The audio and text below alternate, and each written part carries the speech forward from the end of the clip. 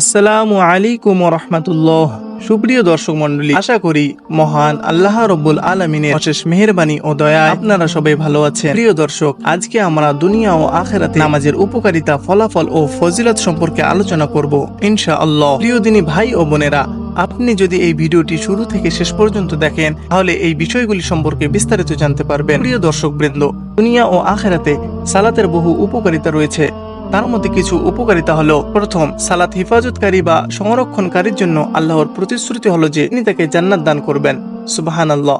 প্রিয় নবী সাল্লাল্লাহু আলাইহি ওয়াসাল্লাম বলেছেন, আল্লাহ তাআলা বান্দার উপর 5 ওয়াক্ত সালাত ফরজ করেছেন। যে তা হেফাজত করলো তার জন্য আল্লাহর প্রতিশ্রুতি হলো যে তিনি তাকে জান্নাতে প্রবেশ করাবেন।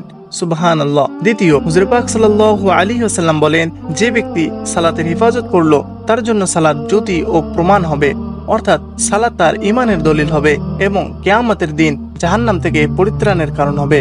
তৃতীয়, সালাত বান্দা ও তার প্রতিপালকের মধ্যে সম্পর্ক গড়ার মাধ্যম। আল্লাহ তাআলা পবিত্র কোরআনে সূরা আল আলাক এর 19 নম্বর আয়াতে বলেন, ওয়াসজুদ ওয়াকতারিব, অর্থ আর সাজদা করো ও আমার নিকটবর্তী হও। অর্থাৎ আল্লাহর উদ্দেশ্য হলো সালাত আদায় করো এবং সমস্ত সৎ কাজের মাধ্যমে তার নৈকট্য লাভ করো।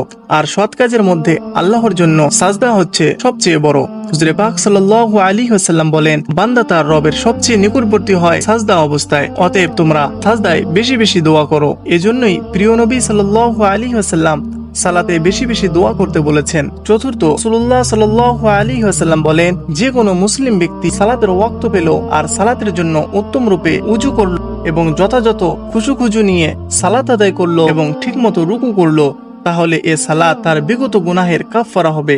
সুবহানাল্লাহ। যতক্ষণ সে কবিরা গুনাহে লিপ্ত হবে না। আর এই ফজিলত সব সময়ের জন্য। দর্শক, উক্ত হাদিসের শেষ অংশের দিকে লক্ষ্য করুন। হুজুর পাক সাল্লাল্লাহু আলাইহি ওয়াসাল্লাম কি বলেছেন? যতক্ষণ পর্যন্ত কবিরা গুনাহে লিপ্ত হবে না, কেননা কবিরা গুনাহ খাঁটি ও আন্তরিক তওবা ব্যতীত মাফ হবে না। পঞ্চম, সালাত সর্বোত্তম আমলের অন্তর্ভুক্ত। আব্দুল্লাহ ইবনে মাসউদ রাদিয়াল্লাহু তাআলা আনহু হুজুর পাক সাল্লাল্লাহু আলাইহি ওয়াসাল্লাম কে জিজ্ঞেস করলেন, সর্বোত্তম আমল কোনটি? তিনি বললেন, সময় মতো সালাত আদায় করা। আব্দুল্লাহ ইবনে মাসউদ বললেন, তারপর কোনটি? তিনি বললেন, পিতা মাতার সাথে সৎ ব্যবহার করা। আব্দুল্লাহ ইবনে মাসউদ বলেন, আমি বললাম, তারপর কোনটি? তিনি বললেন, আল্লাহর রাস্তায় জিহাদ করা। ষষ্ঠ, সালাতের মধ্যে রয়েছে দুনিয়া ও আখিরাতে আত্মার প্রশান্তি ও আরাম এবং চক্ষু শীতলতা। আল্লাহ তাআলা পবিত্র কোরআনে সূরা রাদ এর 28 নম্বর আয়াতে বলেন, আলা বিযিকরিল্লাহি তাতমাইন্নুল কুলুব, অর্থ, জেনে রাখো আল্লাহর জিকিরেই আত্মা প্রশান্ত হয়।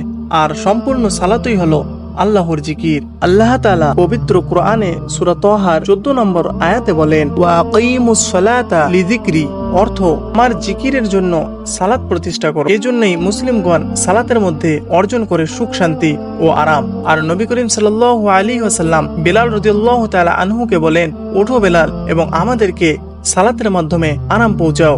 আমার চক্ষু প্রশান্তি সালাতের মধ্যে নিহিত রয়েছে।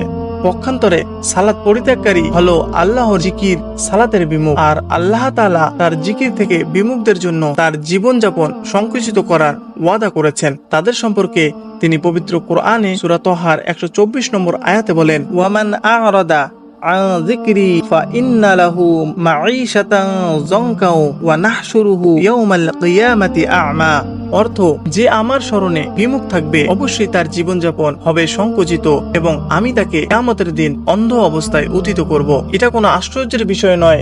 আমরা সাধারণত সালাতে অলসতাকারীদেরকে দেখতে পাই যে তারা আত্মিক অস্থিরতা, স্নায়ুর চাপ ও নানা ধরনের মানসিক যন্ত্রণায় ভোগে। সপ্তম, প্রিয় দর্শক, সালাতে রয়েছে দুনিয়া ও আখিরাতের সফলতা। আল্লাহ তাআলা পবিত্র কোরআনে সূরা আল মুমিনুনের 1 এবং 2 নম্বর আয়াতে বলেন, কদ আফলাহাল মুমিনুন আল্লাযীনা হুম ফি সলাতিহিম খাশিউন, অর্থ, অবশ্যই মুসলিমগণ সফলকাম হয়েছে যারা নিজেদের সালাতে বিনয় ও নম্র। আল্লাহ তাআলা পবিত্র কোরআনে আরো বলেন, কদ আফলাহা মান তাযাক্কা ওয়া যাকারা ইসমা রাব্বিহি ফাসাল্লা, অর্থ, নিশ্চয়ই সাফল্য লাভ করবে যে পবিত্রতা অর্জন করে এবং তার রবের নাম স্মরণ করে ও সালাত আদায় করে। আয়াতে উল্লেখিত আফলাহ শব্দটি এমন যার অর্থ দুনিয়া ও আখিরাতের কল্যাণ বোঝায়। অষ্টম, প্রিয় দর্শক, সালাতের মধ্যে রয়েছে রুজির প্রচেষ্টা। আল্লাহ তাআলা পবিত্র কোরআনে সূরা তাহার 132 নম্বর আয়াতে বলেন, ওয়া'মুর আহলাকা বিসসালাতি ওয়াসবির আলাইহা